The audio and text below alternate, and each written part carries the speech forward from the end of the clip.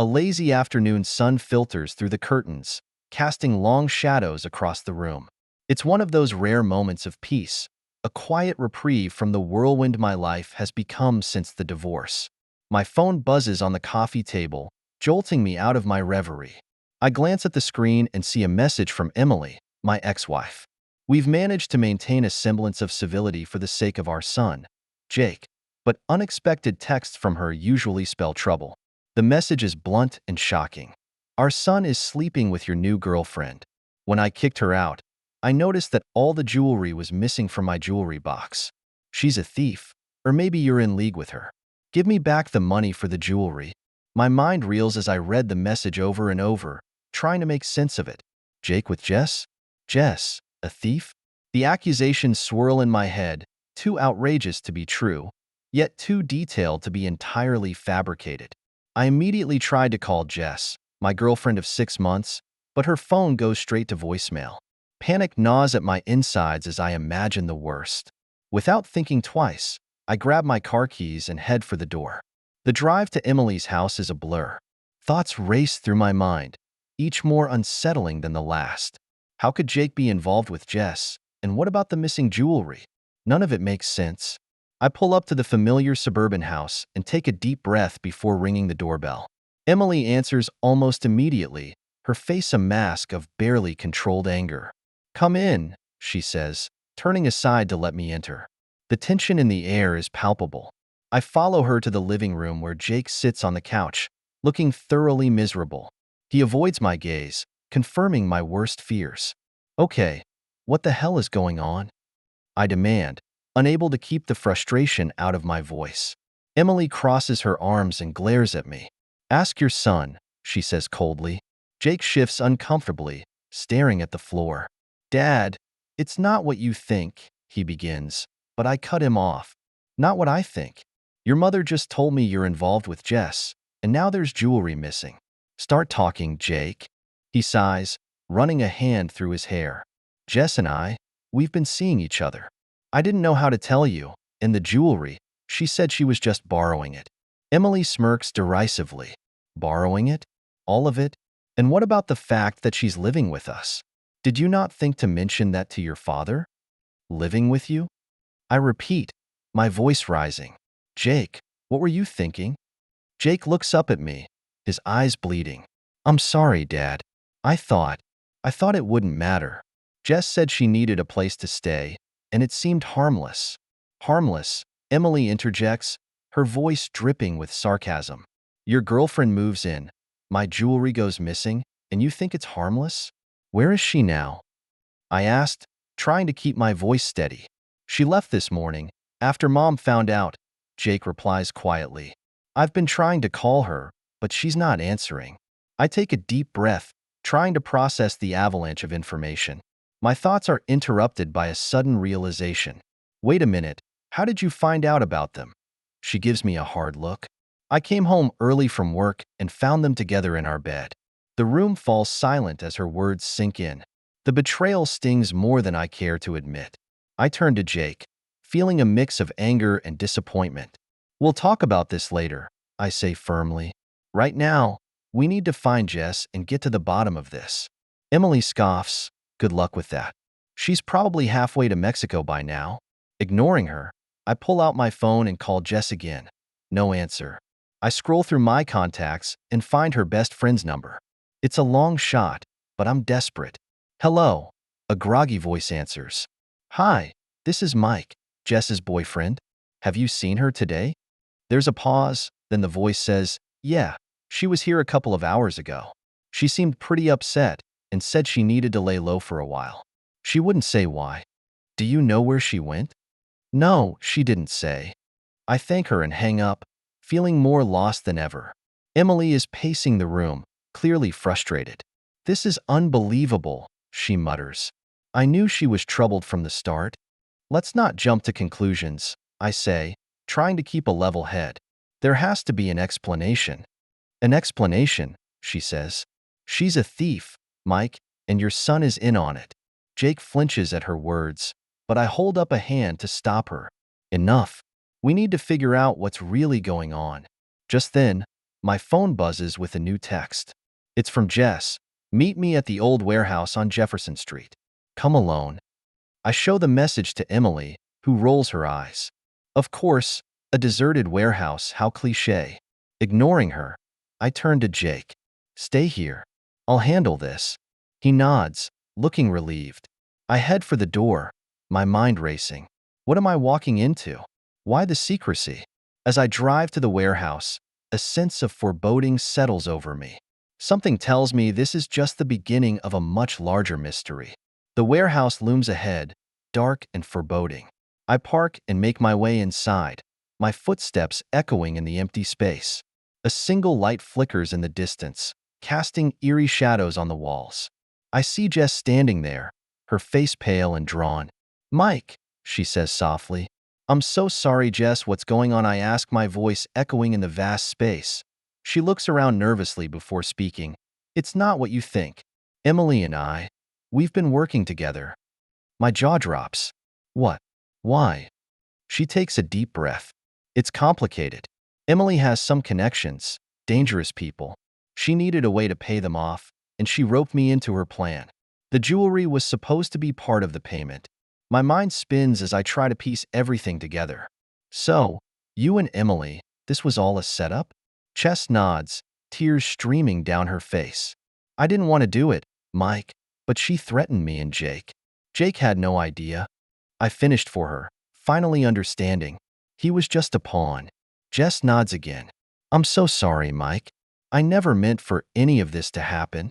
I take a deep breath, trying to process everything. "We need to go to the police." She shakes her head violently. "No, you don't understand. These people, they're dangerous. If we go to the police, they'll come after us." I feel a chill run down my spine. "Then what do we do?" Jess looks at me, determination in her eyes. "We outsmart them. We get the jewelry back and use it as leverage.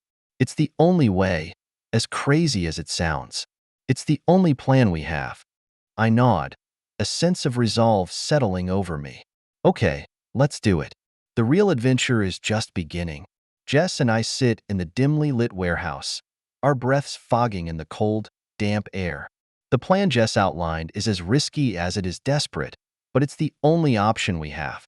As I contemplate the next steps, my phone buzzes. It's a message from Jake. "Dad, I'm worried about you. Please be careful." I send a quick reply reassuring him that everything will be okay, even though I'm far from certain myself. Jess paces nervously, her eyes starting to the entrance every few seconds. "We need help," I say finally, breaking the tense silence. "We can't do this alone." Jess stops pacing and looks at me, her expression a mix of fear and hope. "Who do you have in mind?" I think for a moment before dialing a number I haven't used in years. Detective Laura Martinez is an old friend from college, now working with the city's Special Investigations Unit. If anyone can help us navigate this mess, it's her. Mike, Laura's voice crackles through the phone, surprised but warm. "It's been ages, what's up?" "It's a long story," I say, glancing at Jess. "You meet us, it's urgent." We agree on a rendezvous point at a nearby diner. Jess and I leave the warehouse, sticking to the shadows, wary of being watched. The drive to the diner is tense. Every passing car feels like a potential threat.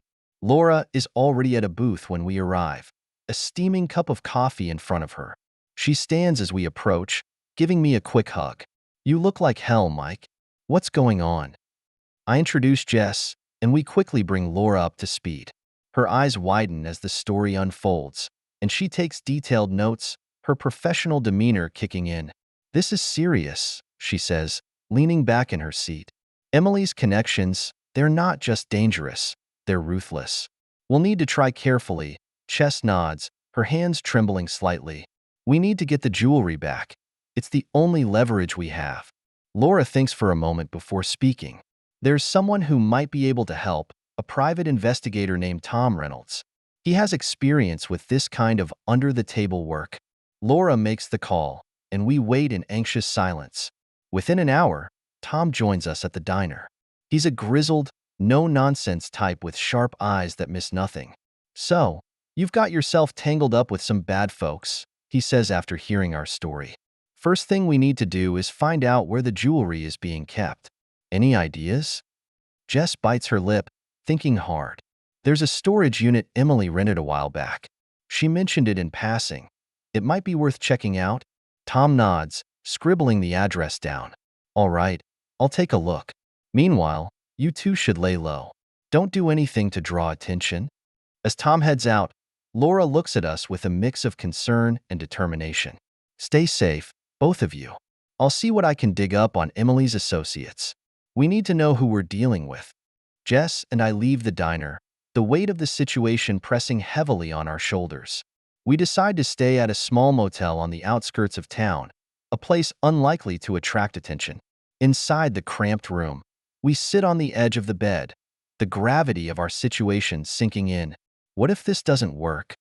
Jess asks, her voice barely above a whisper. I take her hand, squeezing it gently. We don't have a choice. We have to try. The next day, Tom calls with news. I found the storage unit. It's heavily guarded. Whoever Emily's working with, they're not taking any chances. We need to get in there. Jess says determination, hardening her features. Tom agrees to meet us at the storage facility that night, under the cover of darkness. We gather near the entrance, the cold night air biting at our skin. Tom hands us each a set of earpieces. Stay close and keep quiet, he instructs. We do this right. We're in and out before they know what hit them. We follow Tom's lead, moving stealthily through the shadows. He picks the lock on the side entrance with practiced ease, and we slip inside. The dim lights cast eerie shadows on the walls, and the storage units stretch out in front of us like a labyrinth. Unit 23, Tom whispers, leading the way. We move quickly but cautiously, every creak and groan of the building setting us on edge. We reach the unit, and Tom gets to work on the lock. It clicks open, and we pull up the door. Inside, boxes and crates are stacked haphazardly. Jess immediately starts searching, her hands trembling as she rifles through the contents. Here, she exclaims softly, holding up a small velvet bag. She opens it to reveal a collection of sparkling jewelry. Let's get out of here, Tom says, his voice tense. But as we turn to leave, we hear footsteps approaching. A flashlight beam sweeps across the floor, and we freeze. Who's there? A gruff voice calls out. The beam of light moves closer, and we duck behind a stack of crates, holding our breath. Tom signals for us to stay put as he moves silently towards the guard. With a swift, practiced motion, he takes the guard down, rendering him unconscious. Move now, Tom hisses, and we don't need to be told twice. We slip out of the unit and make our way back to the entrance, adrenaline pumping through our veins. Once outside, we breathe a collective sigh of relief. We did it, just with whispers clutching the bag of jewelry tightly. But the relief is short-lived as we reach the car. Tom's phone buzzes. He answers, his face growing serious as he listens. He hangs up and turns to us. That was Laura. She's uncovered some disturbing information. Emily's connections are part of a larger criminal network. They're not just after the jewelry. They're after you, Jess. The words hang heavy in the air. The realization that we're in deeper than we ever imagined settles over us. The night is far from over, and the real danger is just beginning. We need to figure out our next move, I say, my mind racing. We can't stay here. Tom nods. Let's get somewhere safe. We need to regroup and come up with a plan. Jess looks at me, her eyes filled with both fear and determination. We'll do whatever it takes, she asserts. As the first light of dawn breaks through the trees, we finalize our plan. The fight is far from over, but we're ready to face whatever comes next, together. We'll uncover the truth and bring down those who threaten us. The real battle has just begun. The cabin is eerily quiet as dawn breaks, casting long shadows across the room. The gravity of our situation is palpable, and the tension is thick enough to cut with a knife. We gather around the small table, the bag of jewelry lying between us like a silent witness to the chaos that's erupted in our lives. Tom spreads out a detailed map of the city, marking locations with a red marker. We need to identify the key players in this network, he says, his voice low and steady. Taking them down will require precise coordination and careful planning. Jess and I nod, absorbing the information. Laura is on speakerphone, providing updates from her end. I've been digging into Emily's connections, she says, her tone brisk and professional. There's a name that keeps coming up, Victor Moretti. He's a known figure in the criminal underworld, and it looks like he's the one pulling the strings. I lean forward, staring at the map. Where do we find him? Laura pauses, as if considering her next words carefully. He operates out of a nightclub downtown, Club Inferno. It's a front for his illegal activities. If we're going to get any closer to him, that's where we need to start. Tom nods, circling the location on the map. It's heavily guarded. We'll need a solid plan to get in and out without raising suspicion. Jess frowns, her brow furrowed in concentration. What about the jewelry? Can we use it as leverage? Potentially, Tom replies. But we need to be smart about how we play our hand. If Moretti suspects we're onto him, it could backfire. We spend the next few hours devising a plan. Tom will go undercover as a patron of the club, using his connections to get close to Moretti. Jess and I will stay outside, ready to move in if things go south. Laura will coordinate from her end, keeping an eye on police activity and feeding us information in real time. As night falls, we prepare to put our plan into action. Jess and I park a few blocks away from the club. The city's neon lights cast an eerie glow on the streets. Tom is already inside, blending in with the crowd. The earpiece in my ear crackles to life as Laura's voice comes through. Tom's in position, she says. I've got eyes on the club security feed. So far, so good. I glance at Jess, who's nervously tapping her foot against the floor. Ready? She nods, determination hardening her features. Let's do this. We approach the club, blending in with the throngs of partygoers. The bouncer gives us a cursory glance before letting us in. The inside of Club Inferno is a sensory overload, pulsating music, flashing lights, and a sea of bodies moving to the rhythm. We stick to the shadows, keeping an eye on Tom as he navigates the crowd. Tom, can you hear us? I say into the earpiece, my voice barely audible over the din. Loud and clear, he replies. I'm moving towards the VIP section. That's where Moret usually hangs out. Laura's voice cuts in. Security is tight. Be careful. We watch as Tom makes his way to the VIP area, flashing a fake ID to the bouncer. He slips inside, disappearing from view. The minutes stretch into what feels like hours, and my nerves are frayed to the breaking point.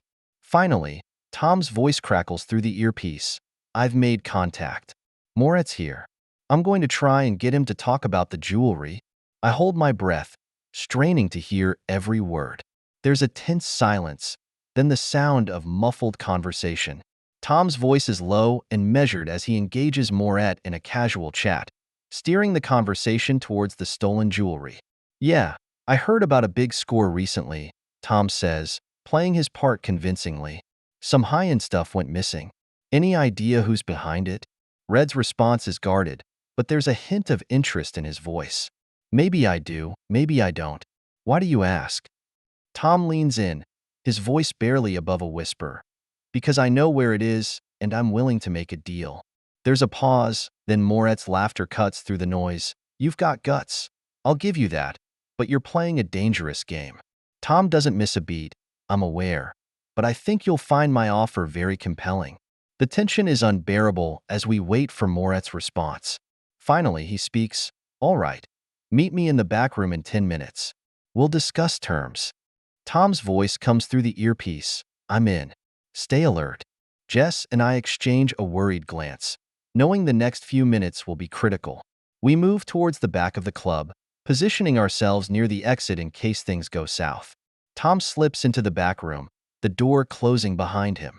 Laura's voice is a steady presence in our ears, keeping us updated on the situation. Security is on high alert. Be ready to move if necessary. Inside the room, Tom faces Moretti across a small table. Moretti is a tall, imposing figure with a sharp gaze that misses nothing. He leans back in his chair, studying Tom with a predatory interest. So, you have information about the jewelry? Moretti says, his voice dangerously smooth. Tom nods. I do. The first thing I need is assurances. This deal has to be beneficial for both of us. Moretti's eyes narrow. You're in no position to make demands, but I'm listening. Tom takes a deep breath, playing his part to perfection. The jewelry is valuable, but it's also hot. You need a way to move it without attracting attention. I can help with that. Moretti leans forward, intrigued. And what do you want in return? Tom replies, protection. For me and my associates, we need to disappear, and we need your help to do it. Moretti considers this, his fingers drumming on the table. You're asking a lot, but if you can deliver, I might be willing to make a deal. Tom nods, sensing victory. I can deliver, but we need to move fast. The authorities are already closing in. Moretti stands, signaling to his guards. All right, let's see if you're as good as you say. As Tom and Moretti leave the room, Jess and I are already in position. We follow at a safe distance, blending in with the crowd. Moretti leads Tom to a side exit, where a black SUV is waiting. We hang back, watching as they load into the vehicle. Laura's voice crackles through the earpiece. Stay close, but don't engage. We need to see where they're headed. We follow the SUV through the city, sticking to the shadows. The vehicle finally stops at a large warehouse on the outskirts of town. Moretti and his men get out, leading Tom inside. This is it, I whisper to Jess. We need to get in there. We approach the warehouse cautiously, slipping past the guards at the entrance. Inside, the warehouse is a maze of crates and machinery. We moved silently, following the sound of voices. Moretti is speaking to his men, laying out the terms of the deal. Tom stands nearby, playing his part perfectly. But as we watch, something goes wrong. One of Moretti's men pulls a gun, pointing it at Tom. You think we're stupid, the man growls. This was a setup. Panic surges through me, and I react without thinking. Tom, get down. I shout, bursting from our hiding place. Kay erupts, and Jess and I rush forward, tackling the armed man before he can fire. Tom grabs the gun, disarming him in a swift motion. The men scrambled to respond, but we were already moving. Run! Tom yells, shoving us towards the exit. We sprint through the warehouse, bullets whizzing past us. Laura's voice is frantic in our ears. Get out of there now! We burst through the exit, diving into the car. Tom floors the accelerator, and we speed away, the warehouse sticking in the rearview mirror. We did it, Jess gasps, clutching the bag of jewelry. But as relief washes over us, we know this is far from over. Moret and his network are still out there, and they won't stop until they get what they want. We're in deeper than ever, but we're not backing down. Together, we'll see this through to the end. The car hurtles down the highway, the adrenaline still pumping through our veins. Tom's hands grip the steering wheel tightly, his knuckles white against the leather. Jess clutches the bag of jewelry, her eyes darting nervously between the road and the rearview mirror. Laura's voice crackles through the earpiece, a lifeline in the chaos. Where are you headed? She asks, her tone urgent. Sack House on Elm Street, Tom replies, his voice steady despite the tension. We need to regroup and figure out our next move. Understood, Laura says. We drive in intense silence, every shadow and passing car feeling like a potential threat. The safe house is a nondescript building in a quiet neighborhood, a stark contrast to the chaos we've just escaped. We pull into the driveway and quickly make our way inside, locking the door behind us. Laura arrives shortly after, her expression grim. You were lucky to get out of there alive, she says, her eyes scanning the room. Moret won't stop until he gets what he wants. Tom nods, setting the bag of jewelry on the table. We need to take the fight to him, and this once and for all, Jess says, looking up with determination in her eyes. But how? He's got an army of men and resources we can't match. We need leverage, I say. An idea forms in my mind, something that will force him to back off. Laura's phone buzzes, and she glances at the screen. Her eyes widen, and she quickly answers. Are you sure? She listens for a moment, then hangs up, her face pale. That was a contact of mine. Moret's plan, a major operation tonight. He's moving the stolen goods, and he's using the cover of a charity gala to do it, she explains. A gala? Tom asks, raising an eyebrow. That's bold. Laura nods. It's being held at the Grand Hotel downtown, high-profile guests, lots of media coverage, perfect distraction. We need to get in there. I say, my mind racing. If we can expose him in front of everyone, he won't be able to retaliate without drawing attention. Jess nods, her jaw set with determination. We have to be careful. One wrong move, and it could all go south, she warns. We'll need a plan, Tom says, his eyes narrowing as he thinks. Laura, can you get us invitations? I can do better than that, she replies, a small smile playing on her lips. I can get us in as security detail. We'll have access to the entire event. It's risky, but it's our best shot. We spend the next few hours preparing, donning the uniforms Laura has for us, going over the plan as night falls. We head to the Grand Hotel, blending in with the other security personnel. The gala is in full swing, the opulence of the event a stark contrast to our mission. Guests in elegant gowns and tuxedos mingle, oblivious to the danger lurking beneath the surface. We spread out, keeping an eye on Moore and his men. I spot Moret near the bar, his demeanor relaxed but his eyes constantly scanning the room. Tom moves closer, signaling to me slyly. It's time, he whispers. Jess and I approach Moore. Sir, we need to speak with you, I say, my voice firm. He raises an eyebrow, his interest piqued. Is there a problem? Security matter? Tom says smoothly. This way, please. We lead Moretto to a private room, closing the door behind us. Laura is already there, a laptop open on the table displaying live footage from hidden cameras we've placed around the venue. What is this? Moretti asks, his tone wary. This, Laura says, turning the laptop towards him, is the end of your operation. We have footage of your men moving the stolen goods. It's all being recorded. Moore's face hardens, his eyes flashing with anger. You think you can blackmail me? You have no idea who you're dealing with. You're right, Tom says, stepping forward. But the authorities will. This footage is already being streamed to the police. They're on their way. Moore's composure cracks, his fists clenching at his sides. You're making a big mistake, Jess says, her voice steady. You did when you tried to use us. Moore lunges forward, but Tom intercepts him, forcing him into a chair. It's over, Moore, he says. The door bursts open, and uniformed officers flood the room, taking Moore into custody. As they lead him away, he glares at us, his eyes promising retribution. Outside, the Gaia continues, the guests unaware of the drama that's unfolded. We step into the cool night air, the weight of the past days finally lifting.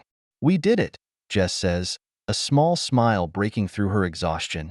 Laura nods, her expression relieved. It's over, she says. But as we start to walk away, Tom's phone rings.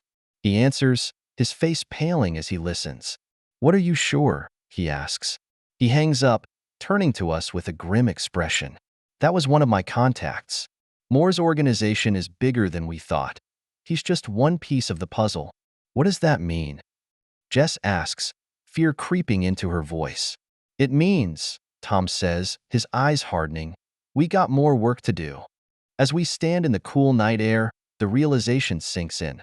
The fight isn't over. But together, we've proven we can face whatever comes our way, and we won't stop until justice is served.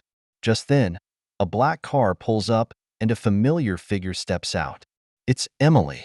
She looks at us, her face a mixture of fear and determination.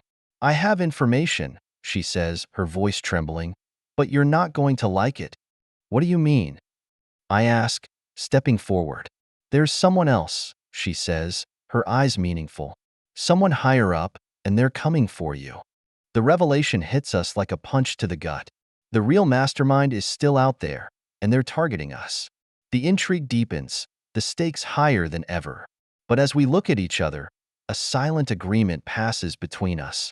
We're in this together, and we'll face whatever comes our way. The fight isn't over, but we're ready, and we won't stop until we uncover the truth and bring down those who threaten us. As the night stretches on, we prepare for the next battle, knowing that the real enemy is still out there, lurking in the shadows. But we're not afraid. Together, we'll face the darkness and emerge victorious. The adventure has only just begun.